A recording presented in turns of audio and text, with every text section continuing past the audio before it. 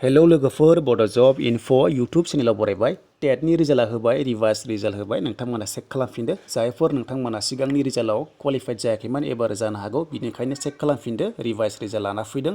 बे जाहैबाय secondary education department आसामनिमोन आरो पोस्ट ग्रेजुएट टिचार्सफोरनि ओमफ्राय बे एग्जामा जादोंमोन जानुवारि 10आव जादोंमोन 2021आव दा नायदिनै लोगोफोर बिनि रिजाल्टआ नोंथांमोना बेहाय चेक खालामनो हासिगोन दा बेहाय माबोरै खालामगोन होनोब्ला नोंथांमोनाहाय स्कर मार्कखौ डाउनलड खालामना लानो हागोन दा बेनिखायनो नोंथांमोना होनांगोन नोंथांमोना इउजार थायोना बे जाहैबाय एप्लिकेसन नाम्बार बा इउजारखौ बेहाय होदो बक्सआव बेनिफ्राय पासवर्डखौ बेयाव होनानै लगइन खालामदो अब्लानो डाउनलड जाना फैगोन नोंथांमोना इजियावनो चेक खालामनो हासिगोन आरो नोंथांमोननि एसटिफोरनि क्वालिफाइड मार्क्सआ जाहैबाय 55 नोंथांमोना पार्सेन्ट थानांगोन 55% थानानै नोंथांमोना जुदि 55% मोनदोंबा नोंथांमोना क्वालिफाइड जागोन थ' बेनोसै लोगोफोर बाखि कास्टना जेनेरेलना 60% नांगोन नोंथांमोनाथ' मिथिखायो टेटनिखौ दा बेखौ नोंथांमोना लिंकखौ नांगौबा गाहायाव दङ डिसक्रिपसनाव डाइरेक्ट फैनानै चेक खालामफिनदो नोंथांमोना क्वालिफाइड जानोबो हागौ सेकेन्ड रिभाइस रिजाल्टआव थ' लोगोफोर बेनोसै आपडेटआ